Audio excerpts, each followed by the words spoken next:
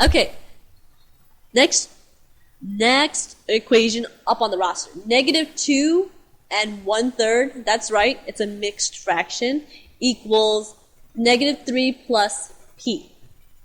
Of course, because that's like in my name. Now, what you're going to do is look carefully at the right-hand side. What does it say? It says -3 plus p. Now, our natural instinct is to subtract. Why? Because we see addition. But notice here, what is the sign to the left of our 3? If you look at the sign carefully, it's a negative, right?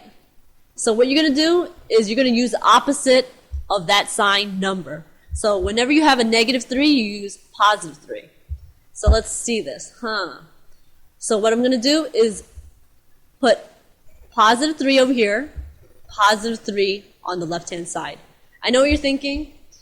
Why are we using +3? Why don't I subtract 3? What if we did use subtract 3? What would happen? Then this would be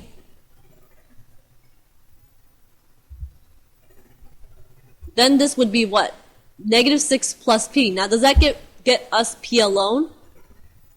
No. In other words, it gets us more constants here. We don't want constants. We want p by itself.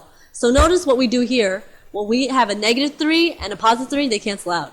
What are we left with? Only positive p. So we got p equals -2 2/3, 2 and 1/3, sorry, plus 3. Now, the part we're all been waiting for is here. You got a negative and a positive, right? Which one's bigger? Is the 3 bigger or the 2 and 1/3 bigger? Well, let's see. 3 sounds a lot bigger than 2 and 1/3. Think about it like pies. If you had 3 whole pies and you had 2 and 1/3 of a pie, which one has more pies? 3 pies. So what I'm going to do is take the sign of the larger number. So right here, this has the larger number, right? And that sign is what? Positive. So I'm going to have a positive number. And if I have 3 wholes, that means I have 9/3, right? So it's 9/3 plus 2 and 1/3. Let's convert that into improper fraction, right? What do we get? We get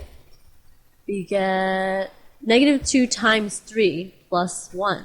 Let's see. And what would that be? -7. So you get 2 times 3, 6. 6 plus 1, 7. Right?